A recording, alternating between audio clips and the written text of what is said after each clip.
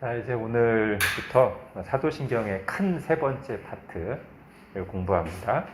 그 첫 번째, 세 번째 파트의 맨 앞부분이 성령님에 대한 고백으로 시작하죠.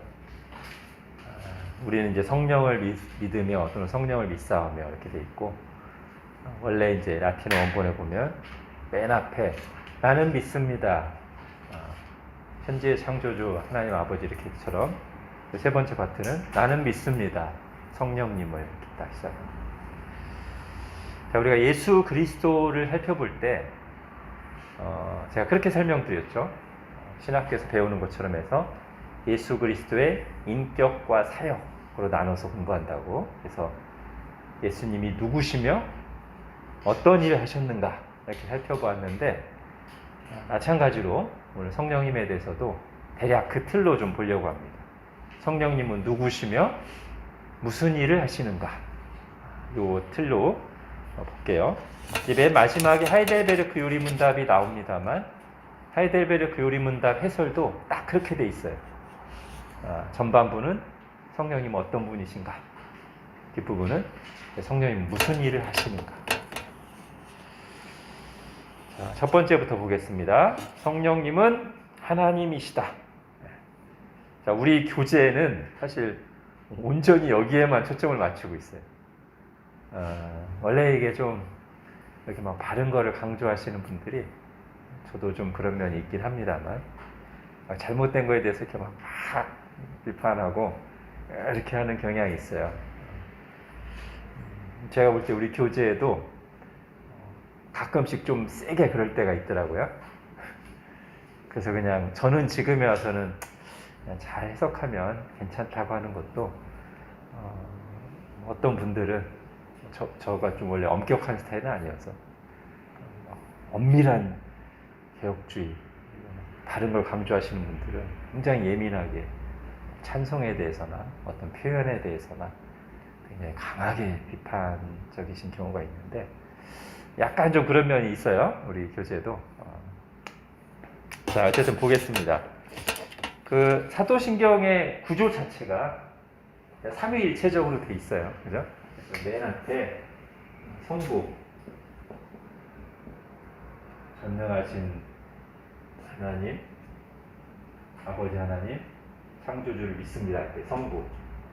그 다음에 우리가 지난 몇 시간에 동안 계속했던 성자 예수님에 대한 고백이 이렇게 쭉 중간에, 사도신경 중간에 길게 있고, 그 다음에 이제 오늘부터 성령님에 대해서 합니다. 그래서 사도신경 자체가 이미 그 기본 의식이, 틀이 삼위일체 하나님을 전제하고 있다는 걸 우리가 알 수 있어요. 그래서 우리 교재에서 강조하듯이 성령님을 막 도구, 막 무슨 능력, 기운 이런 걸로 의식해서는 안 되고요.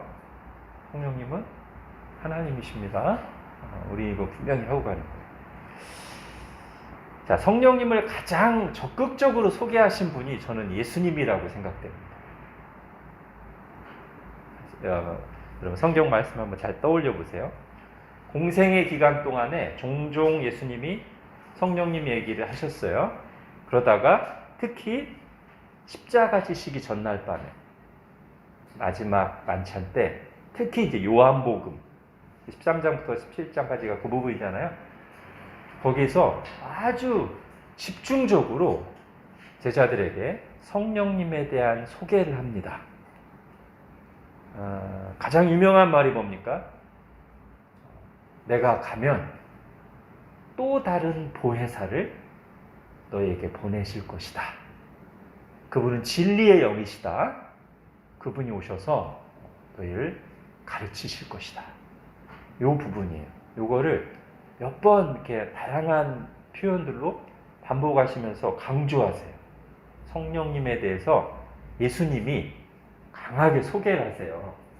근데 뭐라고 하시냐면 보혜사. 근데 그 앞에 수식어로 또 다른 보혜사 이렇게 한단 말이죠. 그래서 여기서 우리가 이제 성령님이 누구신가에 대해서 아주 삼위일체적인 이해를 할 수 있도록 해주신 거예요. 뭐냐면 그분은 보혜사다. 인격이에요. 이게 보혜사가 뭐 사실 우리가 현대에서 쓰지 않는 말이죠, 그죠? 헬라어로는 파라클레토스인데 파라가 보통 곁에서 함께 이런 뜻이에요. 옆에 서서 우리를 변호해 주시는 분, 옆에서 우리를 가르치시고 도와주시는 분, 뭐 이런 분이에요. 성령님이 그런 분이시란 말이죠. 우리와 함께 계시면서 우리를 가르치시고 도와주시고 변호해 주시고 인도해 주시는 분이에요. 그런데 그 보혜사를 설명하기 위해서 또 다른 이라는 말을 붙임으로써 더 명확히 하셨단 말이죠. 그럼 또 다른 분, 그럼 그 전에 보혜사가 있으셨다는 뜻이네요. 누구요? 예수님 자신.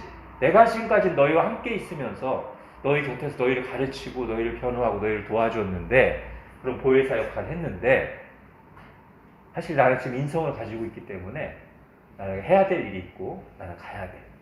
근데 내가 가고 나면 이제 오히려 내가 너희와 함께하는 것보다 더 시공을 초월해서 너희와 함께할 또 다른 보혜사가 오신다. 그분이 성령님이다. 그리고 그분은 특히 뭐를 강조하셨냐면 진리의 영이시다. 이것도 또 예수님하고 비슷해요. 예수님이 그날 바로 그 마지막 날 밤에 내가 곧 길이요 진리요 생명이다라고 했는데 성령님은 또 때론 보혜사라고 예수님과 동일하게 얘기하시더니 또 비슷하게 그분은 진리의 영이다. 그분이 내 말을 가지고 너희에게 생각나게 하시고 가르치실 것이다. 나도 하나님 아버지로부터 받아서 너희를 가르치고 했는데 성령이 똑같이 내 것을 가지고 내 것이라는 것은 곧 아버지께 받은 걸 가지고 너에게 진리를 가르칠 것이다. 그러니까 거의 지금 성령님을 예수님과 거의 같은 그런 분으로 적극 소개를 하셨다는 것이죠.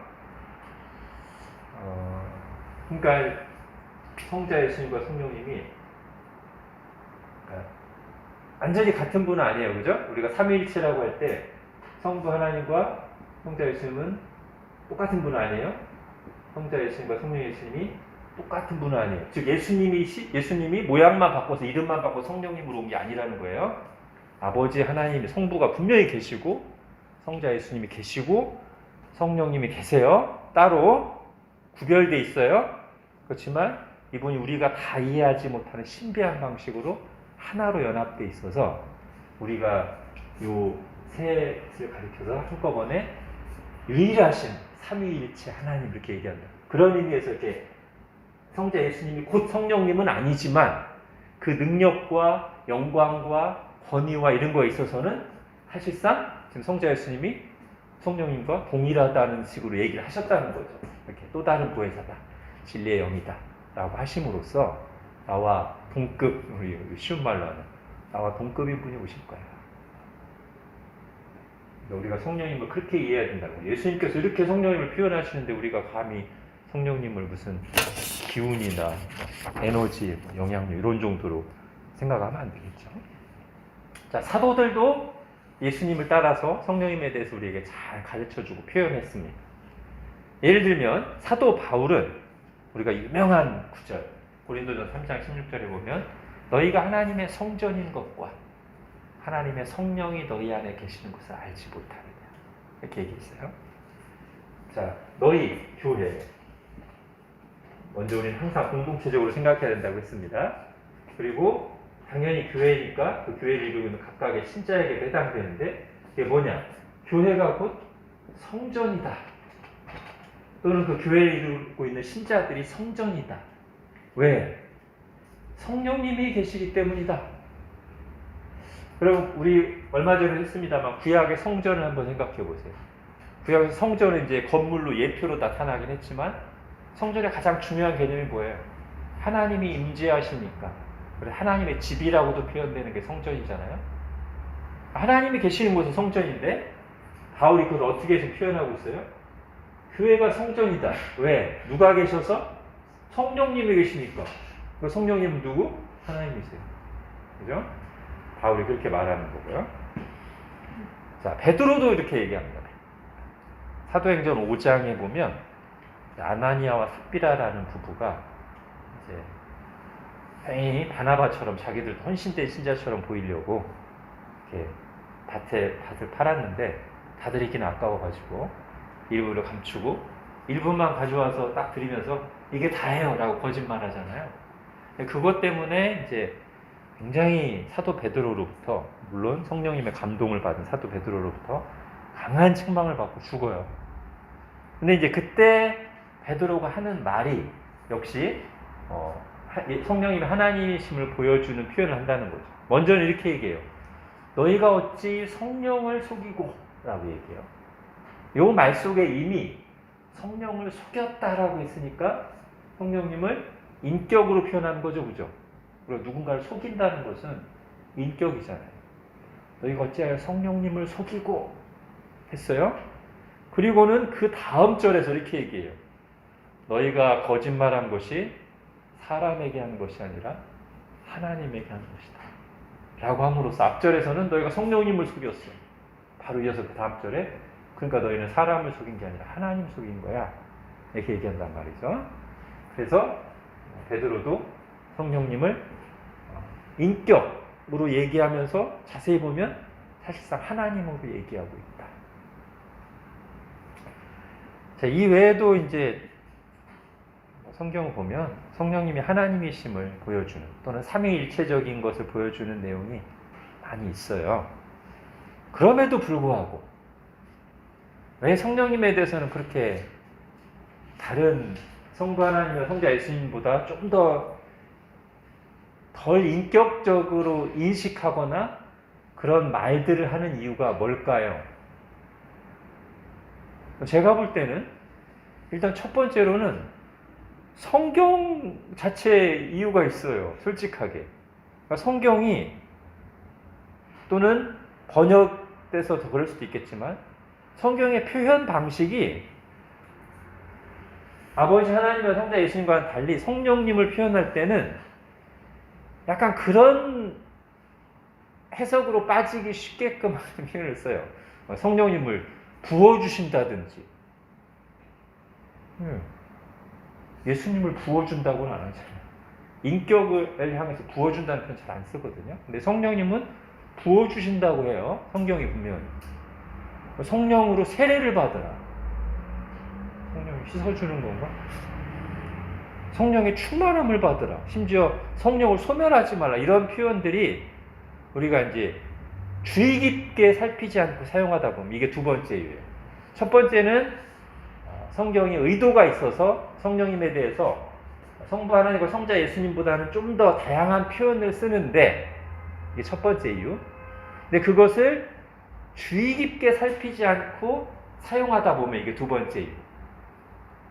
마치 성령님이 인격이 아닌 어떤 힘, 에너지, 기운, 영향력인 것처럼 여겨지거나 또는 그런 방식으로 사용될 수 있다. 성령님에 대해서 얘기를 할 때. 자, 근데 여기에 두 가지가 있어요. 그렇게 성령님에 대해서 그렇게 표현하고 말을 사용하는데 분명하게 둘로 나뉩니다. 하나는 뭐냐면 실제로는 성령님을 하나님으로 봐요. 그런데 이걸 인정하긴 하지만 표현하거나 아니면 행동에 있어서 성령님을 하나님처럼 대하지 않는 방식으로 쓰는 데가 있고요. 두 번째는 표현만 그렇게 하는 게 아니라 실제로 성령님은 하나님이 아니고 어떤 기운이나 힘이다라고 실제로 이렇게 주장하는 사람들이 있어요. 둘을 나눠볼게요. 먼저 첫 번째, 그럼 성령님은 하나님이지 라고 인정하는데 실제로 표현하거나 행동하는 걸 보면 성령님을 하나님으로 믿는 우리가 볼 때는 조금 아닌, 그렇게 하는 분이 어디냐면 오순절 계열, 은사주의 계열, 우리나라로 하면 순복음 교회. 이분은 성령님을 중요하게 여겨요. 거기까지는 좋아요. 근데 그분들이 다 그런다는 건 아니라 그분들 중에 일부가 마치 성령님을 도구로 여기는 것처럼 자기가 성령님을 마음대로 부르기도 하고 보내기도 하는 것처럼 언행을 한단 말이죠. 막 성령을 받으라고 하면서 막 장풍을 쏘고 성령 받아라! 막 장풍 쏘고 심지어 막 예수님처럼 성령 받아라! 무슨 그러면 안 됩니다. 이건 좀 잘못된 언행이죠. 물론 단상에서 말씀 선포 성령의 충만함을 받으시기 바랍니다. 이건 괜찮아요. 거기까지 해야 되는데 선을 넘는 거죠. 약간 오버하고 막 괜히 막 이렇게 업되면은 부흥이 하다가 업되면은 막 성령을 막 장풍 쏜다. 성령 받아라. 이건 굉장히 사실 잘못된 행동입니다. 성령이 막 하나님이세요? 하나님을 자기가 막 받아라 이럴 수는 없어요.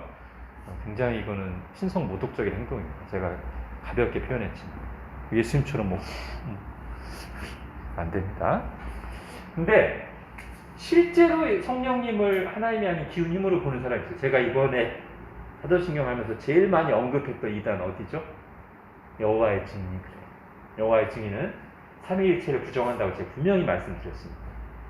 그러니까 이분만 진짜 하나님이에요.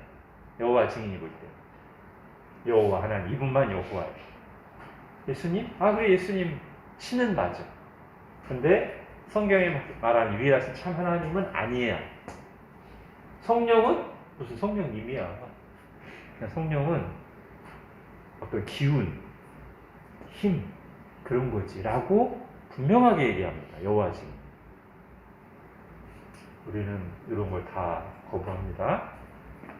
지금 앞에서 간단하게 말씀드린 것처럼 우리는 성령님을 하나님으로 고백합니다. 여러분이 아마 제가 이제 설교할 때나 오늘도 그렇습니다만 표현하는 걸 잘 들어보시면 저는 거의 항상 님을 붙여요. 성령 충만이라고 할 때도 저는 성령 충만이라는 말 쓰긴 씁니다만 성경에 나오니까 보통 기도하거나 표현할 때는 성령님으로 충만케 이렇게 많이 해요. 그러니까 왜 그러냐면 임자만 붙여도 성령님의 인격성이 굉장히 분명하게 드러납니다. 우리나라 표현의 장점이죠.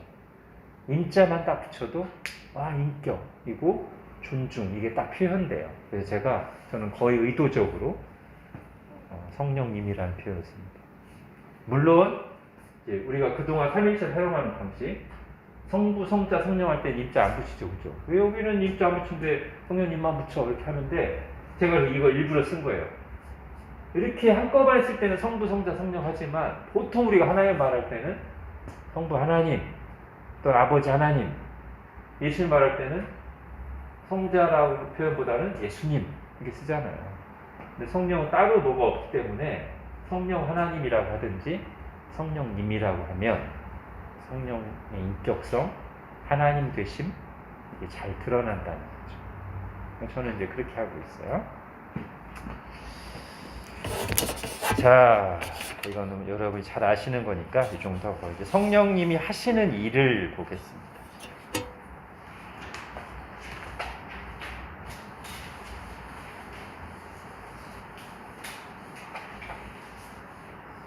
제가 아까 앞에서 성령님을 가장 적극적으로 우리에게 소개하신 분이 누구냐 했을 때 예수님이라고 했어요. 그죠?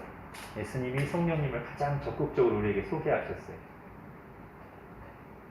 성령님은 무슨 일을 가장 중요하게 여기고 열심히 하시냐면 성령님은 예수님을 증거하는 역할을 가장 중요하게 하시고 일하십니다. 예를 들면 사도행전 1장 8절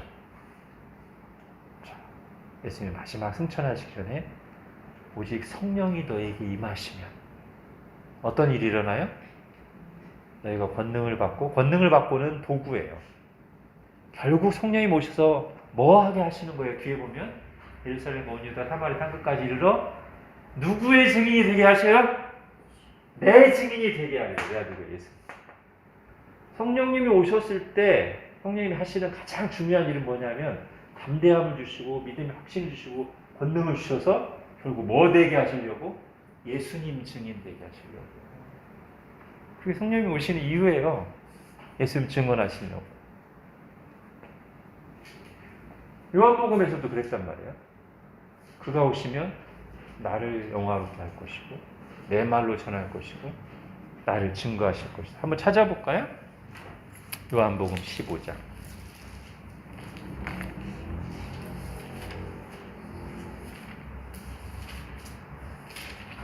요한복음 15장 26절.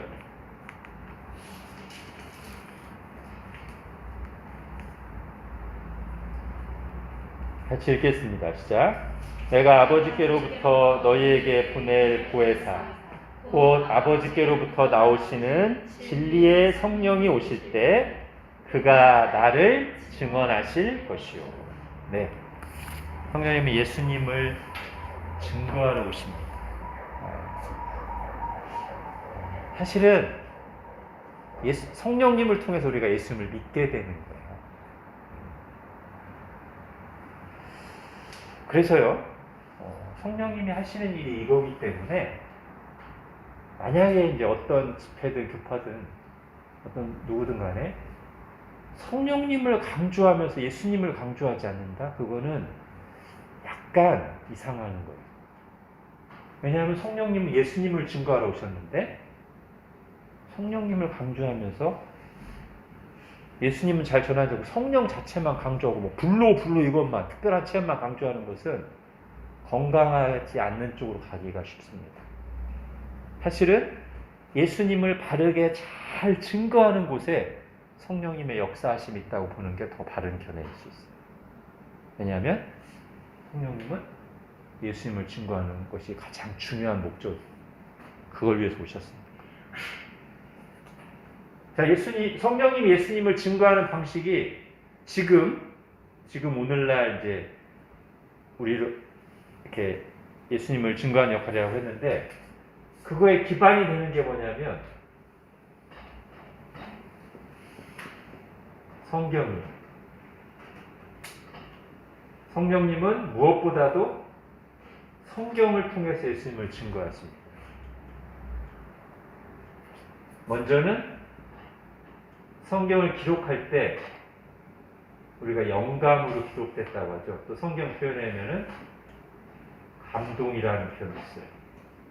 inspiration. 어디 나와요?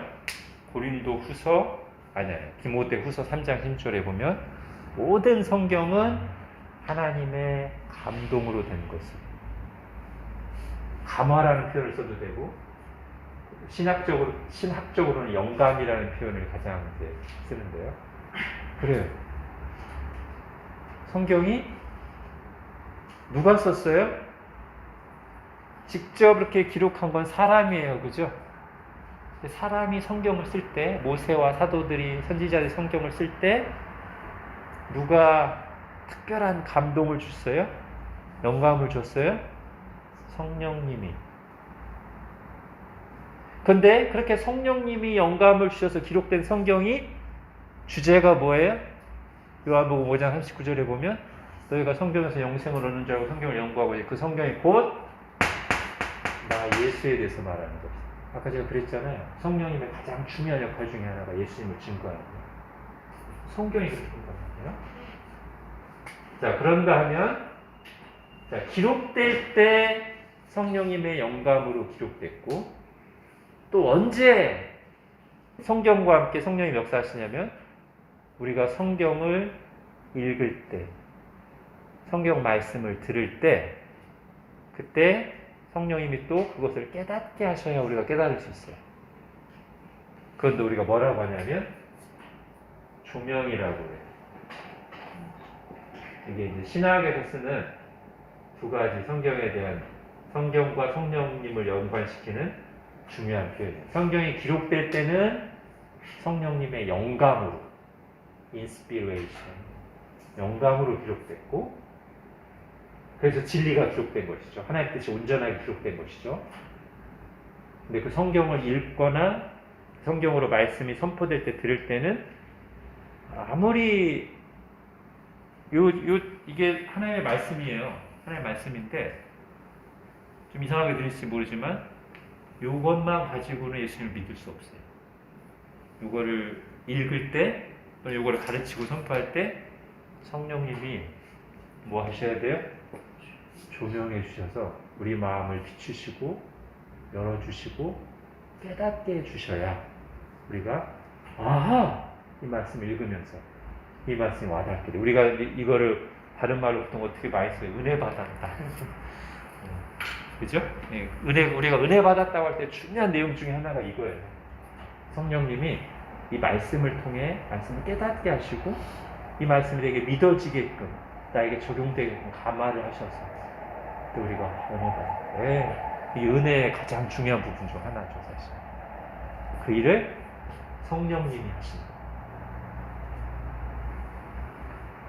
그러니까 다른 말로 하면 우리가 예수님을 믿고 하나님 뜻을 깨닫고 하는 거의 모든 일에 우리에게 실제로 예수 그리스도를 통해서 주어진 은혜를 적용해 주시는 분이 성령님이라고 보시면 돼요. 자, 두 번째도 마찬가지입니다. 이렇게 예수님을 증거하신 분이 두 번째 하신 일이 거듭나게 하신다. 우리 영혼을 거듭나게 하세요. 자, 거듭남에 대한 표현이 가장 잘 나와 있는데 어디예요? 요한복음 3장. 그죠? 니고데모가 예수님 찾아왔을 때 예수님이 사람이 거듭나지 않으면 하나님 나라 볼 수 없다. 그 말을 다시 2절 뒤에 5절에 좀 더 풀어서 사람이 물과 성령으로 거듭나지 않으면 하나님 나라에 들어갈 수 없다. 예, 다시 태어나야 돼. 또는 위로부터 태어나야 돼. 그걸 누가 하시는 거예요? 성령님이 하시는 거예요. 그래서 고린도전서 12장 3절에서도 뭐라고 말했냐면 누구든지 성령으로 하지 아니하고는 예수님을 주라고 시인할 수가 없다. 성령님이 그 마음을 비추셔서 깨닫게 하시지 않고는 영적으로 죽어있던 죄인이 예수님을 믿고 반응할 수가 없어요. 우리가 육적으로는 이렇게 살아있잖아요. 만약에 육적으로 한번 비교해보죠. 육적으로 완전히 죽었어요. 숨이 끊어졌어요. 옆에서 아무리 찌르고 막 소리를 크게 쳐도 반응할 수가 없어요. 그죠? 아니야, 좀 더 세게 하면 반응할 거야. 아니. 설득력 있게 막 때리고 막 혀를 누르면 반응할 거야? 아니에요. 일단은 살아야죠. 그죠? 요걸 잘 생각하셔야 됩니다. 우리가 성경에서 우리가 거듭나기 전에 예수님 믿기 전에는 영적으로 죽어 있었어요. 영적으로 죽어 있을 때는 아무리 말을 막 논리적으로 하고 이해되게 설명해도 반응할 수가 없어요. 강사가 좋아서 믿는 게 아니라. 그거는 믿고 난 뒤고. 처음에 영적으로 죽었을 때는 일단 살아나야 반응을 할 수 있어요. 살아나는 일을 누가 하신다고요? 성령님이 하세요. 중요합니다. 그러니까 막 잘 얘기하면 믿는 게 아니라고요. 성령님이 역사하셔야 거듭나야 그 다음부터 반응이 나와요. 일단 살아나야. 그래서 사실 이게 제일 중요해요. 성령님의 역사 중에서. 예수님을 증거하셔서 믿게 하시는 게 성령님의 역사 중에서 제일 중요한 거지. 다른 기적들 있잖아요. 그것도 좋은 거예요. 성령님의 능력으로 나타나는 기적도 좋은 거예요. 근데 그거는 부수적인 거예요. 그죠? 한번 생각해 보세요. 다른 기적들은 부수적이야. 만약에 다른 기적들이 아무리 크게 일어났어도 그것이 사람이 회개하고 거듭나는 대로 이어지지 않는다면 기적 아무리 크게 일어나거나 뭐예요? 무슨 소용이 있어요? 그죠? 반대로 눈에 보이는 기적은 하나도 안 일어났어. 근데 말씀 한 구절 딱 전했는데 이 사람 회개하고 믿었네? 그럼 기적 안 일어나는데 무슨 상관이에요? 이게 중요하죠. 그죠? 여러분 성경에도 보면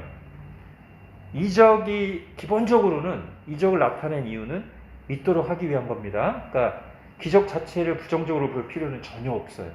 저는 기적이 많이 일어났으면 좋겠어요. 솔직히.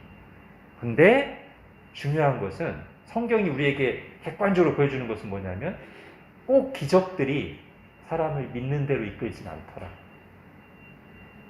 사실은 그 기적과 함께 그 기적을 보고 택하신 자들이 믿게끔 하시는 성령님의 역사, 말씀의 역사가 있을 때 그때 회개하고 믿음이 일어나는 것이지 기적만 보여주면 모든 게 믿는 게 아니에요. 몇 가지 예가 있어요. 그죠?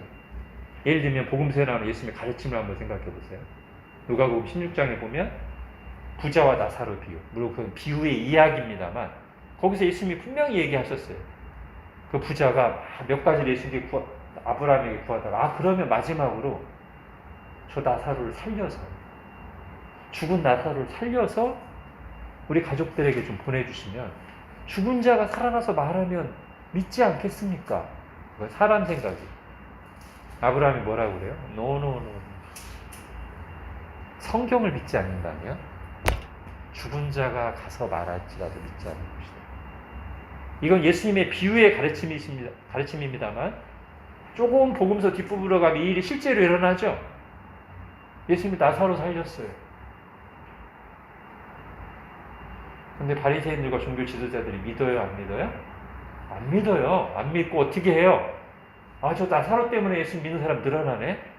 예수님을 죽일 뿐 아니라 나사로까지 죽이려고 한다는 얘기가 나와요, 성경에. 그러니까 비유를 가르치신 말씀이 딱 맞아요.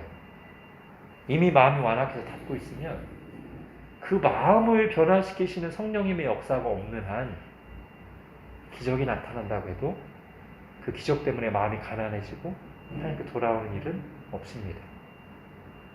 오히려 엉뚱하게 반응하는 일들이 있어요. 사도행전 8장에 보면 사마리아의 복음의 역사가 일어났어요. 베드로하고 요한이 가가지고 감사하면서 아직 성령 내리신 일이 없다고 해서 막 안상하니까 성령님 내려요. 그때 그걸 옆에서 보고 있던 그동안 이 사마리아 동네에서 좀 뭔가 막 신비한 일을 보여주고 행색계나 하던 시몬이 막 베드로와 요한을 우러러보면서 뭐 얘기해요? 제가 돈 줄 테니까 저에게도 그 능력 좀 주십시오. 사람 딱 앉혀놓은 성령이 내립니다.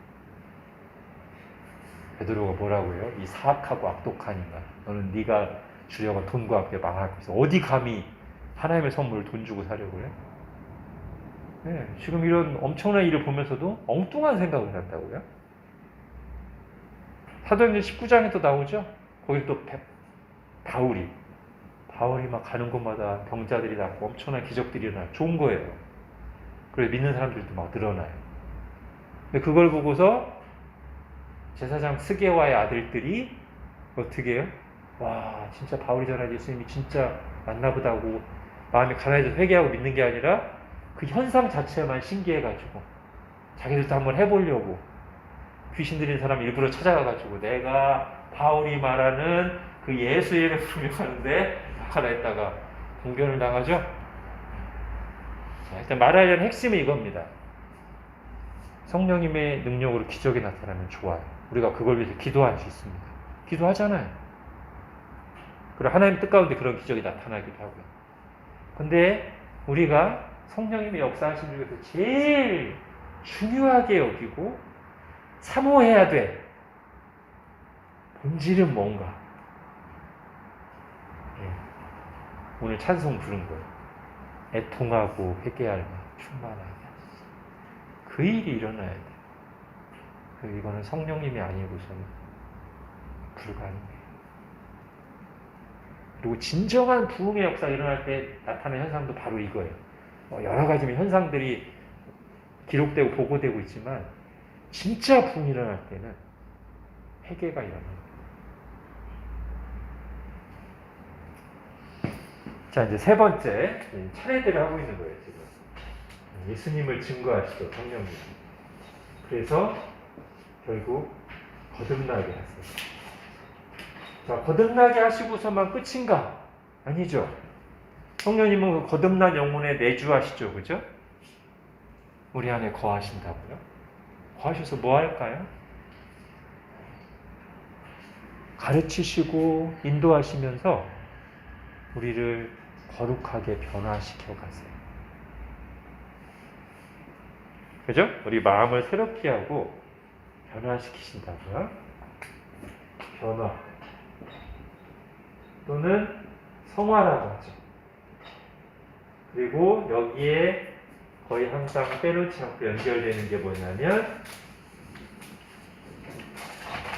성화된다는 것은 결국 성령의 열매를 맺는 걸로 표현할 수 있어요. 그죠? 갈라디아서 5장에 나오는 성령의 열매, 사랑과 희락과 화평과 오래 참음과 자비와 온유와 절제와 뭐 그거요. 충성. 성령이 우리 안에서 그 열매를 맺도록 우리를 깨우치시고 회개케 하시고 우리 마음을 부드럽게 하시고 인도하시고 능력도 주시고 그런 일을 하신다는 거죠. 그래서 우리가 어떻게 생각해야 되냐면 아까 제가 중생할 때 거듭날 때 영적으로 죽어 있었기 때문에 우리가 뭘 시작할 수가 없다. 성령님이 살려놓으셔야만 그 다음 반응이 나온다고 했잖아요. 자, 성화에 있어서는 어떨까요? 성화에 있어서는 어떤 사람들이 그래 살려놓으셨으니까 우리가 좀 성화 좀 해볼까? 예, 물론 우리가 성화에 참여해야 되죠. 적극 순종하기 위해서. 근데 성화도 주도적인 분은 성령님이에요. 성령님이 우리를 감화하시고 깨우치시고 이끄심으로 성화가 시작되고 지속되고 열매를 맺지 우리의 노력으로는 아닙니다. 노력하지 말라는 말이 아니고요. 늘 성령님을 의지해야 돼. 성령님의 도우심을 구해야 돼. 스가랴서에 나오는 말씀을 여기다 적용하자면 우리의 모든 신앙생활은 제대로 하려면 이는 힘으로 되지 아니하고 능력으로 되지 아니하고 오직 나의 영으로 되느니라. 오직 성령으로 되느니라. 이게 진리예요. 그죠? 그래서 어쩔 때는 아마 그거 같아요. 어쩔 때는 우리가 막 노력해도 안 되고 아니면 그럴 의지조차 없는 어떤 기간을 좀 경험하게 하시는 것 같아요. 왜냐하면 그런 걸 경험하지 않으면 내가 예수님 믿고 나서 계속 막 열심히 하고 잘 되는 것만 있으면 우리의 본성이 착각하고 교만해져요. 그래서 열심히 안 하고 바르게 안 하는 사람 보면 막 못 견뎌. 이거 신앙생활 졌다 이래야지. 이렇게만 좀 하란 말이야. 자기는 그렇게 막 됐었거든. 근데 그게 된 게 하나님의 은혜로 된 건데 자기가 그동안 바닥을 쳐본 일이 없으니까 자기 힘으로 된 줄로 말은 은혜라고 하지만 자기 힘으로 된 거라고 생각이 있어요. 있기 때문에 막 똑바로 안 하고 잠시 막 연약함 속을 거는 사람 보면 막 못 견뎌. 신앙생활 졌다 이래요. 어떻게 예수 믿고 그럴 수가 있어. 이렇게 되기 쉬워서 우리를 좀 겸손하게 하시려고 이게 그러지 못하는 시간들 우리를 경험하게 하시는 것 같아요. 그래서 내가 그동안 참 이렇게 막 사모하고 열심히 하고 이렇게 했던 게 그 자체가 은혜구나. 그게 내가 막 남보다 믿음 좋아서 막 나는 막 그게 아니라 그런 마음을 주신 거 자체도 은혜구나. 그렇지 않으면 나도 똑같이 예수님 믿기 전처럼 세상이 볼 때 착하게 살았을지 모르지만 하나님에 대해서는 거룩한 그거에 대해서 나도 무감각하거나 비판적이거나 반응이 없었을 텐데 은혜를 주셔가지고 나에게 그런 거룩한 의지도 생기고 계속 주님을 붙잡고 있을 힘도 주시고 주님께 반응할 수 있는 그런 좋은 겸손하고 선한 마음을 주셨던 거구나. 그렇다는 거죠. 그래서 점점 사실은 우리가 성숙해 간다는 것은 맞아요. 더 순종하는 거죠. 근데 그 속에 어떤 마음으로 순종하냐면 주님의 은혜가 없이는 안 되는 이 마음으로 순종해야 정상적으로 제대로 이게 성숙한 거지. 내가 막 열심히 막 각오하고 결단하면 다 될 수 있는 것처럼 생각하는 사람은 아직 뭔가 이게 제대로 여물지 않은 거예요. 그런 사람들은 뭐랑 비슷하냐면 안 믿는 사람한테 전도하면 죽기 전에 믿을게요. 믿어진대? 죽기 전에? 네가 그때 결심하면 믿어져? 안 되거든요. 그죠?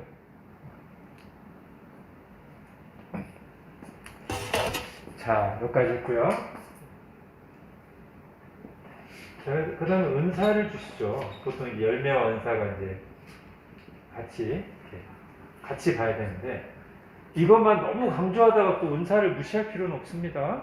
은사도 성령님이 주시는 거예요. 좋은 거예요. 은사라는 말 자체가 선물이라는 뜻이에요. 그죠? 그리고 이것을 우리에게 주신다면, 이건 꼭 우리에게 유익하고 필요하기 때문에 주시는 거예요. 그러니까 제가 아까도 서두에 얘기했습니다만, 이 은사주의자나 이런 거에 막 안 좋은 면을 너무 많이 본 이 바르게 하시는 분들이 제가 대화를 해보면 그래 은사 좋은 거라고 하는데 사실은 막 은사에 대해서 막 비판을 너무 많이 하셔가지고 좀 그건 좀 아니라고 봐요. 은사에 대한 우리의 이미지는 어떤 이미지여야 되냐면 좋은 거, 감사함 맞잖아요.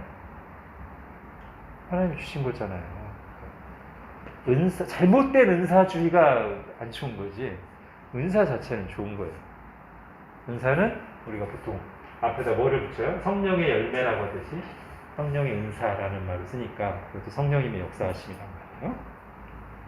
이게 가장 잘 나온 곳은 이제 고린도전서 12장부터 14장이죠. 고린도 교회 안에서 이게 문제가 됐지만 바울은 문제된 부분만 이렇게 지적했지 은사에 대해서 좋은 것으로 잘 우리에게 소개하고 있습니다.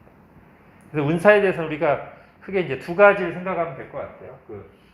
고린도전서에 보면 은사를 주시는 목적과 은사를 주시는 방식이 나오는데, 은사를 주시는 방식은 그분의 뜻대로, 성령님의 주권이라는 거예요.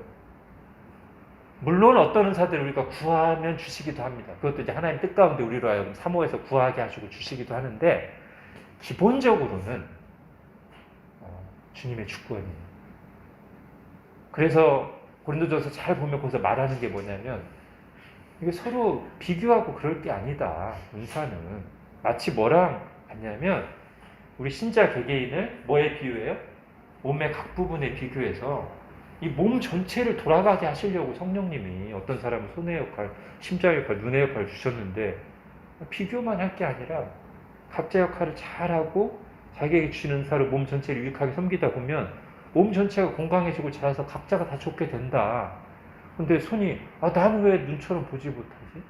눈이 왜 남자처럼 달려가지 못하지? 이렇게만 하고 있으면 은사를 주신 하나님의 뜻을 생각하지 못하고 인간적으로 갈등만 하면서 해가 되니까, 그게 이제 기본적인 첫 번째 방식. 은사를 주신 방식이 성령님의 주권대로, 선한 주권대로 주신 거예요. 목적은 뭐라고요? 지금 방금 됐지만 공동체의 유익을 위해서. 그러니까 개인의 이익보다는, 물론 은사를 잘 사용하면 개인도 유익해요. 개인의 이익보다는 공동체의 유익을 위해서. 근데 이제 고린도 교회의 문제는 뭐였어요? 이걸 개인의 자랑거리를 삼는 거예요. 방언을 막 하는 사람들이 신기하잖아요. 특히 방언이라는 은사. 옆에서 말을 못하는 말을 막 하니까 나 방언하지롱 하니까 옆에서는 나도 좀 이렇게 그러라고 주신 게 아니다.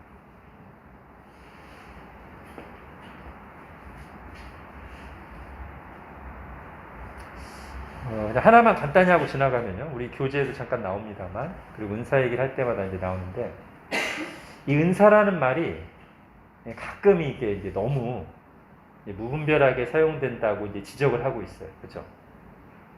여러분 교재에도 예를 들면 찬송, 노래 잘하는 사람 보고 찬양의 은사가 있으시네요. 이건 아니라는 거죠. 노래 잘하는 거예요, 그냥. 노래 잘하는 재능이 있는 거예요. 찬양의 은사라는 건 없습니다. 제가 성경을 봤을 땐 찬양의 은사라는 건 없어요. 찬양을 잘하는 거예요, 은혜롭게. 좋은 거죠. 하나님 주신 재능이고. 근데 은사는 아닌 것 같아요. 그죠? 성경에서 찬양의 은사 보신 적 있어요? 자, 그러니까 우리가 그냥 뭐 잘하면 무슨 은사가 있네, 이 말을 이제 배우셨으니까 좀 한번 생각하시고 사용하시면 좋을 것 같다.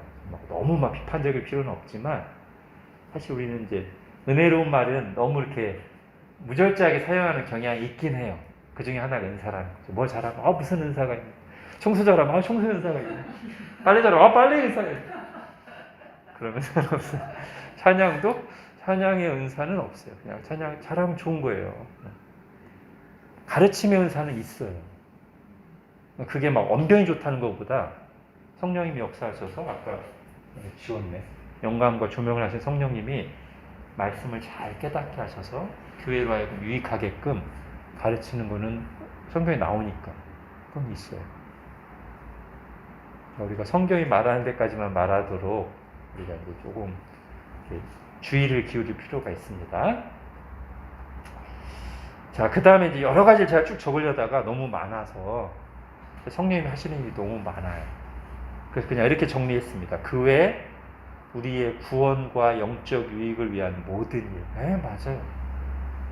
거의 모든 예수 그리스도를 통해 주어진 은혜에 대한 모든 적용은 성령님이 하시는 겁니다. 위로도 하시고, 우리를 위해 탄식하며 기도도 하시고, 구원의 확신도 주시고, 그때그때 인도하시고, 다 성령님이 하셔요.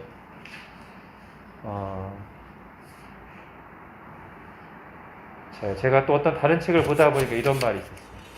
성령님이 변화시키지 못할 죄인은 단 한 사람도 없다. 그래요. 때로는 우리 자신도 변화되지 않는 모습 때문에 우리가 탄식하기도 하지만 이렇게 뭔가 좀 영적으로 침체되어 있는 시대를 지나고 있는 우리에게는 믿음으로 이런 말 다 붙잡고 위로를 받을 필요가 있어. 아, 그래. 지금 이 시대가 어둡고 때로는 나 자신도 잘 안 변하는 것 같지만 아니야. 믿음으로 보면 이 말이 맞아. 성령님이 변화시키지 못할 죄인 한 명도 없다. 그러니까 내가 낙심만 하고 있을 게 아니라 현상만 보고 부정적인 생각에 빠질 게 아니라 더 성령님을 구하고 의지해야지. 이게 맞는 태도죠. 그렇죠? 자, 이제 요거를 오늘 배운 거를 기초로 해서 마지막 이제 한 적용을 제가 가져온 겁니다. 자, 이렇게 우리가 성령님이 하시는 일을 이해했다면 우리가 보통 또 자주 쓰는 성령 충만이라는 말, 이걸 우리가 어떻게 이해하고 적용할 것인가? 성령 충만, 성령님으로 충만한 거를 일단 성령 충만으로 할게요. 이게 오해되기 쉬운 성령 충만. 아까 우리가 잘못된 거라고 얘기한 것처럼 성령님을 도구나 기운처럼 이해하면 성령 충만 약간 어떤 식으로 생각이 쉬워요?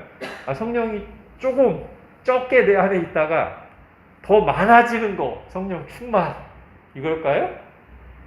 이게 성령을 도구나 기운으로 이해하는 방식에서 자연스럽게 나오는 생각이잖아요. 충만이란 말만 생각해서, 그 충만. 성령님이 조금 계셨어, 내 안에. 근데 성령 충만은 성령님이 많아지시는 거야. 아니죠. 오늘 잘 배우셨다면 이렇게 이해하는 거는 안 맞는 생각이에요. 자, 그럼 성령님을 충만하다는 걸 뭘까라는 걸 이해하기 위해서 좋은 본문들이 여러 개 있습니다. 그 중에 우선 사도행전 2장을 보시죠.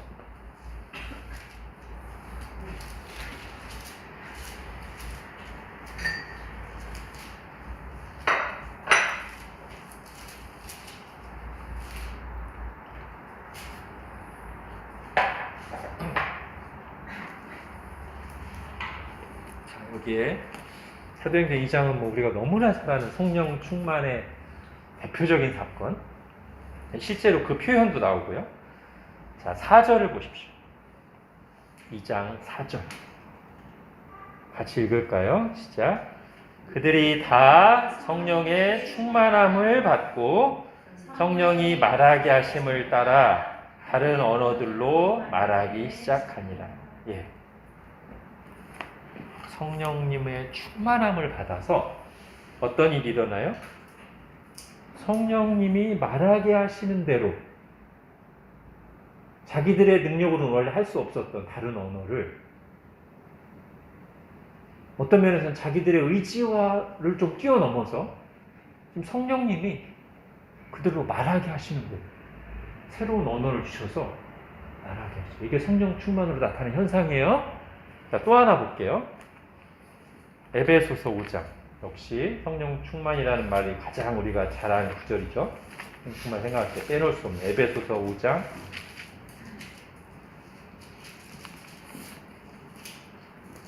18절. 같이 읽겠습니다. 시작. 술 취하지 말라. 이는 방탕한 것이니. 에베소서 5장 18절 315페이지 시작. 술 취하지 말라. 이는 방탕한 것이니 오직 성령으로 충만함을 얻으라. 네. 이 두 군데가 이제 성령 충만이 가장 명시적으로 드러난 그리고 가장 유명한 본문인데 딱 보면 공통점이 보여요.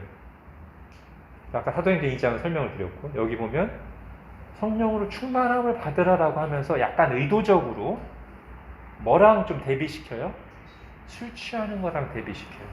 그 말은 둘 사이에 좀 공통적인 부분이 있다는 건데 뭘까요? 술 취할 때 나타나는 현상은 술 취하면 술이 내 그거를 주관해요. 그죠?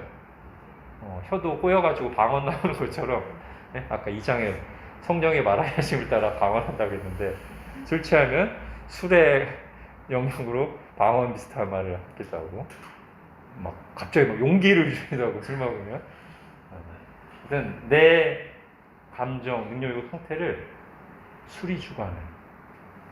근데 그러지 말라는 거예요. 술이 너를 지배하게끔 하지 말고 성령으로 충만하라. 성령님이 너를 주관하게끔, 성령님이 너를 지배하게끔. 이 상태가 아까 뭐예요? 사도행전 2장에 성령님이 충만하니까 성령님이 나를 주관하시고 지배하셔가지고 내 의지와 내 능력을 뛰어넘는 성령님이 말하게 하심을 따라서 말을 하게 된다. 여러분 이 두 본문을 보면 성령 충만이라는 게 뭔가가 딱 윤곽이 나와요. 성령님의 강력히 나를 주관하시고 지배하시는 게 성령 충만이에요. 네? 그러니까 내 뜻, 내 감정, 내 본능보다 성령님이 나를 강하게 주관하셔서 이끌고 가시는 그렇게 성령님께 순종하는 상태, 그게 말하자면 성령 충만한 상태라고 말할 수 있다는 거예요. 여러분 이 틀을 가지고 성령 충만에 관한 다른 성령 본문을 이해해보시면 딱 맞습니다. 이게 성령 충만한 거예요. 뭐 그러다 보면 우리 아까 성령이 말하기에 따라 외국어를 말한 것처럼 때로는 우리가 할 수 없는 능력을 행할 수도 있어요.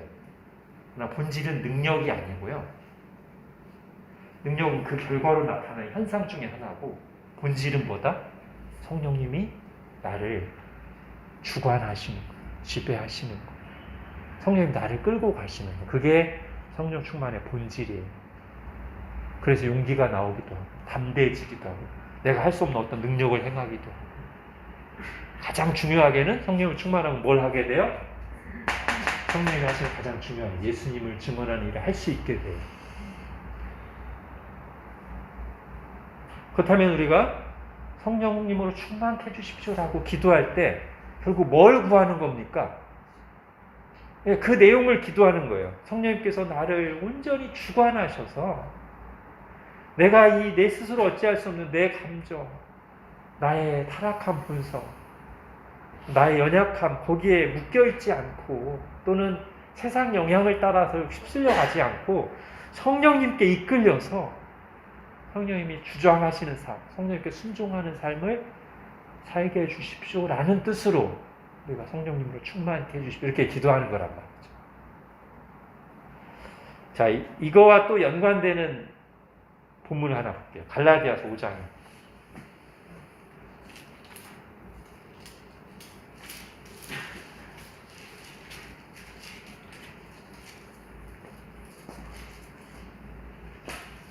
갈라디아서 5장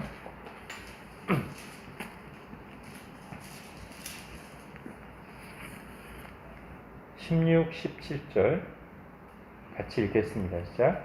내가 이르노니 너희는 성령을 따라 행하라.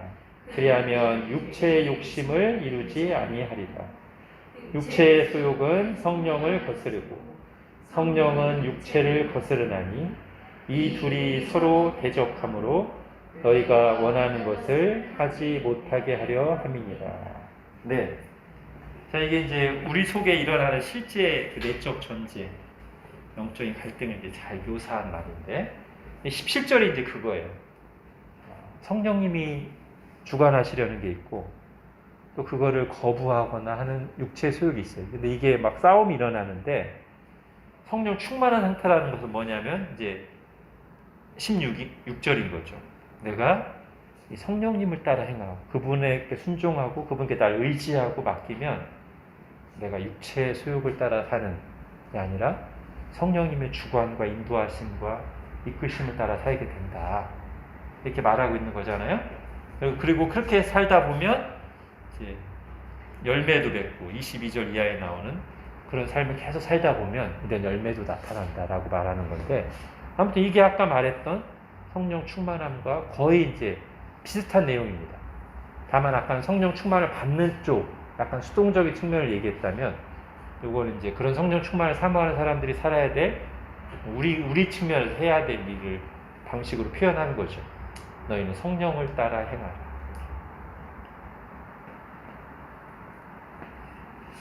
자, 정리하면 이렇습니다. 우리는 이미 우리 안에 성령님이 계세요. 그죠?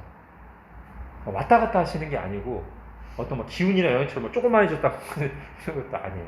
기본적으로 하나님이신, 인격이신 보혜사 성령님이 계세요. 근데 우리에게 인격적으로 역사하시기 때문에 우리가 불순종하고 거부하고 가서 그러면 이제 우리가 성령님의 지배를 잘 안 받고 계속 그렇게 가게 되고 그런단 말이에요. 그래서 우리가 할 일은 적극적으로 성령님의 다스리심과 인도하심을 구하고 매 순간 의지하고 순종하는 거예요.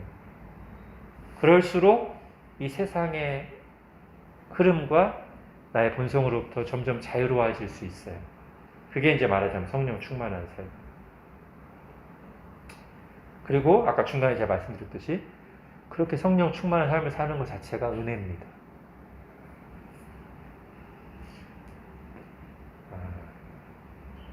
제가 굉장히 좋아하는 사람 중에 빌립이 있습니다. 세례자 요한을 제가 굉장히 좋아하고요. 그 다음에 빌립을 좋아합니다. 여기서 빌립은 12제자 중에 빌립이 아니라 7 집사 중에 한 명인 빌립입니다. 전도자 빌립. 사도행전 8장에 보면 빌립은 그냥 성령님이 이끄시는 대로 살아가는 사람의 아주 아름다운 본을 보여줘요. 빌립이 뭐를 뛰어넘었냐면 빌립이 사마리아 갔을 때가 어떤 상황이죠? 예루살렘에서 박해가 일어나서 사람들에서 막 흩어지는 중에 사마리아로 간 거잖아요.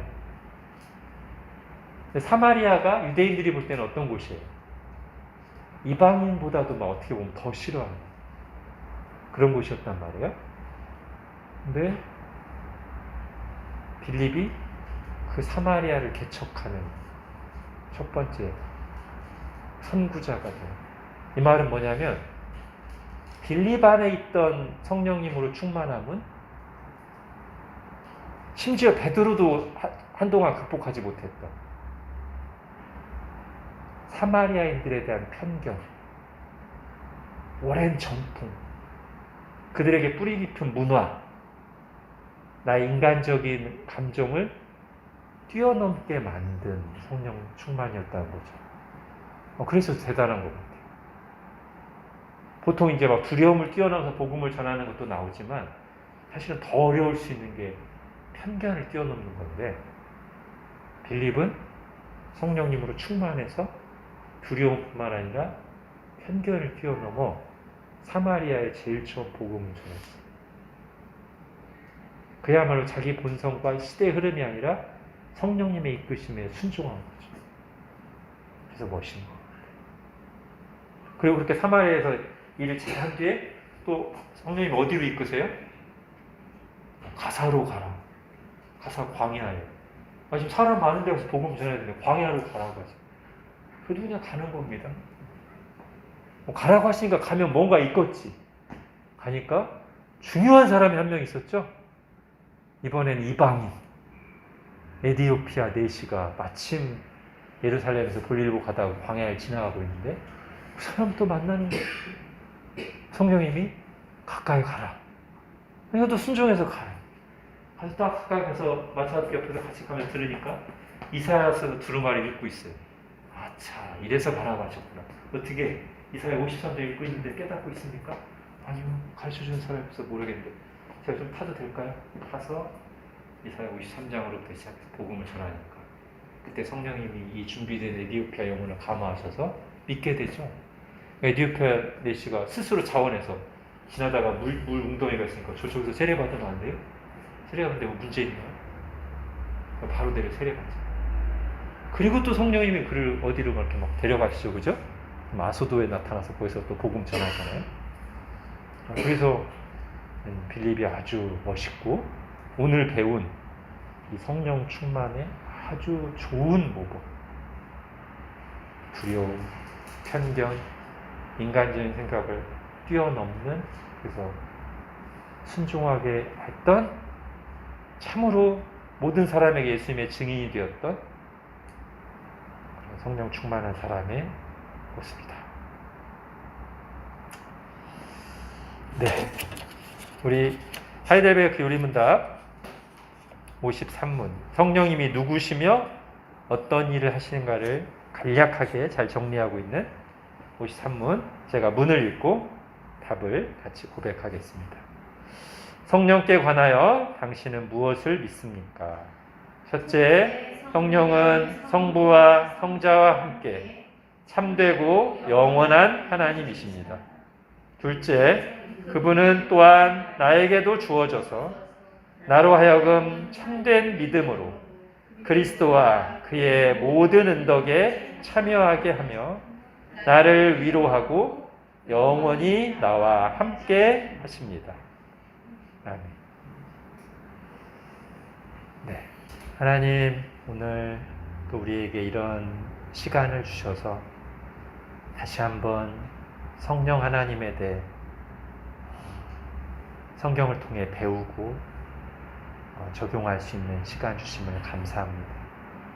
참으로 우리가 예수 그리스도를 통해 주신 그 모든 은혜를 우리에게 적용시키시고 늘 함께 하시며 도와주시는 분이 성령님이신데 우리가 이 사실을 간과하지 않게 하시고 그래서 항상 성령님의 가르치심과 도와주심과 인도하심을 겸손히 그리고 적극적으로 구하며 의지하며 순종하여 성령 충만한 삶을 살게 하여 주옵소서.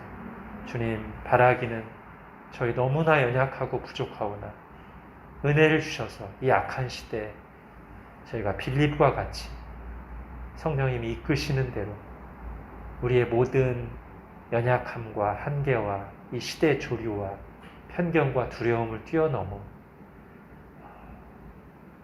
주님이 이끄시는 대로 가며 예수님을 항상 증거하는 그런 복된 삶, 성령 충만한 신자로 살게 하여 주옵소서. 예수님의 이름으로 기도합니다. 아멘.